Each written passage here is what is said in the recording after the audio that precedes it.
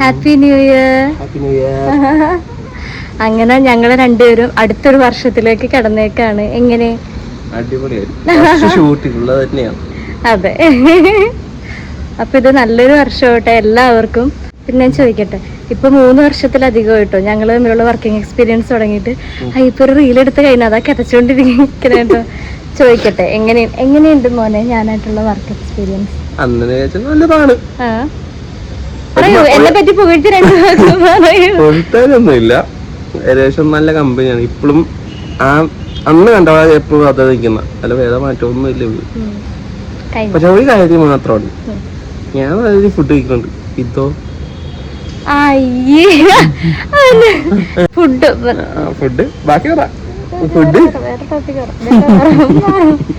വേറെ ഇപ്പൊ അടുത്ത വർഷമാകുമ്പോഴേക്കും കാര്യക്ക് കുറച്ചുകൂടി ഒരു മെച്ചൂർഡ് ഏജിലേക്ക് പോവാണ്. അപ്പൊ അതിനു കാര്യമായിട്ടും അപ്പൊ അതിനു മുമ്പ് ഞങ്ങൾക്കൊരു ഈ വർഷമെങ്കിലും താങ്കളുടെ വിവാഹം ഞങ്ങൾക്ക് പ്രതീക്ഷിക്കാമോ? ആരെങ്കിലും കണ്ടുവച്ചിട്ടുണ്ടോ? ആരും ഇല്ല, മനസ്സിൽ ആരും ഇല്ല. ഞാൻ നോക്കുന്നുണ്ട്, അവരും വീഴുന്നില്ല. എനിക്കുള്ളൊരു എക്സ്പീരിയൻസ് വെച്ച് ഞാൻ പറയാം, ആള് ഭയങ്കര അടിപൊളി ക്യാരക്ടറാണ്. ചീത്ത സ്വഭാവങ്ങൾ ഒന്നും തന്നെ ഇല്ലാന്നാണ് ഞാൻ കണ്ട് മനസ്സിലാക്കിയേക്കുന്നത്. ഗാരിയുടെ സങ്കല്പത്തിലുള്ള കുട്ടി എങ്ങനെ ഇരിക്കണം? എനിക്ക് എന്റെ നോക്കുന്ന ആളായിരിക്കണം ബെസ്റ്റ്. മെയിനായിട്ട് മീൻസ് പ്രൊഫഷൻ നോക്കുന്ന ആളായിരിക്കണം. വേറെ ഒന്നും ഞാൻ നോക്കുന്നില്ല. ആൾക്ക് വേറെ കൺസെപ്റ്റ് ഒന്നുമില്ല, ഒറ്റ ഡിമാൻഡേ ഉള്ളൂ, ഇതാണ് പ്രൊഫഷൻ എന്ന് കണ്ടറിഞ്ഞ് വരുന്ന ഒരു കുട്ടി അത് അക്സെപ്റ്റ് ചെയ്യണം.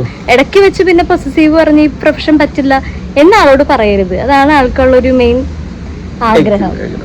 പിന്നെ സിമ്പിൾ ആയിട്ട് പറയുകയാണെങ്കിൽ വലിയതായിട്ടൊന്നും എക്സ്പെക്ട് ചെയ്തില്ലേ, എനിക്ക് സിമ്പിൾ ആയിട്ടുള്ള മാരേജ് നടത്താൻ ആഗ്രഹം. ഇങ്ങനെ അടിച്ചു പൊളിച്ച് സെറ്റപ്പ് പൈസ അതൊന്നും ഇഷ്ടമല്ല, രജിസ്റ്റർഡ് മാരേജ് നടത്തണം എന്നാണ് ആളുടെ ആഗ്രഹം.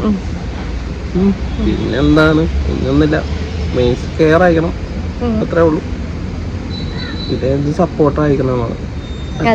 വേറെ ഒരു ആഗ്രഹങ്ങളോ ഡിമാൻഡ്സോ ഒന്നും തന്നെ ഇല്ല. ആളുടെ പ്രൊഫഷൻ ഒന്ന് സപ്പോർട്ട് ചെയ്യണം. ഞാൻ എന്നോടൊരു കാര്യം ചോദിക്കാനിരുന്നു. ഇപ്പൊ എന്നോട് ഈ ചോദ്യം ചോദിച്ചില്ലേ, ആ ചോദ്യം ഞാൻ തിരിച്ചു ചോദിക്കുക, എപ്പോഴായിരിക്കും? ഒരു 3 വർഷം കഴിഞ്ഞിട്ട്, 3 വർഷത്തിനുള്ളില്.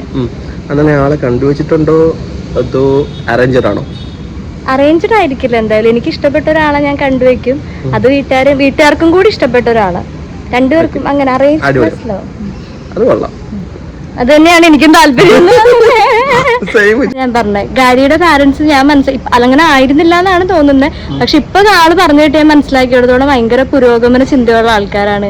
അവർക്ക് ജാതി മതം അതൊന്നും ഒരു പ്രശ്നമല്ല. നല്ലൊരു പെൺകുട്ടിയായിരുന്നത്. എഡ്യൂക്കേഷൻ ഉണ്ടാക്കണമെന്ന് മാത്രമേ അത് മാത്രമേ വീട്ടുകാർ പറയുന്നുള്ളൂ. വേറെ ഒന്നും ഇവനെ പൊന്നോടെ കെയർ ചെയ്യണം, ലവ് ചെയ്യണം, അത്രേ ഉള്ളൂ വീട്ടുകാർ നോക്കുന്നു. ഞാനും അതേ നോക്കുന്നുള്ളൂ. അപ്പൊ ഇതൊരു മാട്രിമോണി പരസ്യം ബ്ലോഗായിട്ട് നിങ്ങൾ അങ്ങനെ കാണാൻ അങ്ങനെയൊന്നുമില്ല. ഈ 3 കൊല്ലം ഞാൻ എന്റെ കൂടെ വർക്ക് ചെയ്തല്ലേ, എന്താണ് എക്സ്പീരിയൻസ് പറ? വളരെ മോശം എക്സ്പീരിയൻസ്. ശരിക്കും പറഞ്ഞു കഴിഞ്ഞാൽ ഞാൻ എന്റെ ഈ ഒരു ക്യാരക്ടറൊക്കെ എന്റെ വ്ളോഗുകളിലും പിന്നെ കാര്യമായിട്ടുള്ള സമയങ്ങളിൽ നിങ്ങൾ കാണുള്ളൂ. പുറത്ത് വെച്ച് നോക്കുമ്പോൾ എല്ലാവരും പറയും ഞാൻ ഭയങ്കര സൈലന്റ് ആണ്, ഭയങ്കര ഇൻട്രോവേർട്ട് ആണെന്നൊക്കെ പറയും. ശരിക്കും അങ്ങനെ തന്നെയാണ് എന്റെ നേച്ചർ. പക്ഷെ ഇത്രയും വർഷത്തെ എന്റെ പരിചയം വെച്ച് പപ്പ അമ്മ ചേച്ചി അങ്ങനെ കുറച്ചു പേരോട് ഞാൻ എടുക്കുന്ന കുറച്ച് കുറുമ്പുകളുണ്ട്. അത് അതേപടി എനിക്ക് മീൻസ് വേറൊരു ക്യാമറമാൻ വന്നു കഴിഞ്ഞാൽ മേ ബി ഞാൻ അവര് പറയണത് മാത്രം ചെയ്തു പോകുന്ന ആളായിരിക്കും. എനിക്ക് അങ്ങനെ പെർഫോം ചെയ്യാനോ ഭയങ്കര ചമ്മലും ഷൈയും അവരെന്തോ ഓർക്കും അങ്ങനെ കുറെ ഇതാണ്. പക്ഷെ കാര്യയുടെ അടുത്ത് എനിക്കെന്നല്ല, ഒന്നുമില്ല. എനിക്ക് മാത്രമല്ല പപ്പ അമ്മ ചേച്ചി അമ്മച്ചി ചേച്ചിക്കെന്നൊക്കെ ക്യാമറയിൽ വന്നതേ ദേഷ്യമുള്ള ആൾക്കാരാ. പക്ഷെ കാര്യമാണെന്ന് പറഞ്ഞു കഴിഞ്ഞാൽ അവർക്ക് ഒരു കുഴപ്പമില്ലെന്ന് ഷൂട്ട് ചെയ്തിട്ടുണ്ട്. ഞാനിപ്പോഴും ഇവിടുത്തെ ഒരു ഫ്രീഡം പോലെ എവിടെയും കിട്ടിയിട്ടില്ല. ഇവിടെ പാരന്റ്സ് ആയാലും അമ്മയും പപ്പയും ചേച്ചിയായാലും, പക്ഷെ നമ്മളൊരു ഫാമിലി മെമ്പേഴ്സ് അവരാണ് ഇപ്പോഴും കാണുന്നത്.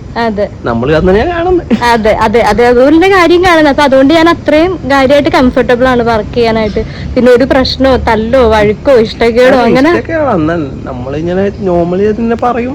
അങ്ങനെ ഒന്നും വന്നിട്ടില്ല, ഇതുവരെ വന്നിട്ടില്ല, ഇതുവരെ ഇനി വരില്ല എന്ന് വിശ്വസിക്കുന്നു. അതെ. അപ്പൊ അങ്ങനെയാണ് നമ്മൾ ഇത്രയും വർഷം കടന്നുപോയത്. ഈ വർഷവും നല്ലൊരു വർഷം തന്നെ ഇരിക്കുന്നു വിശ്വസിക്കുന്നു. ഈ വർഷം അടിപൊളി ആയിരിക്കും നമുക്ക്. എന്തിന് അതൊക്കെ അതല്ലോ.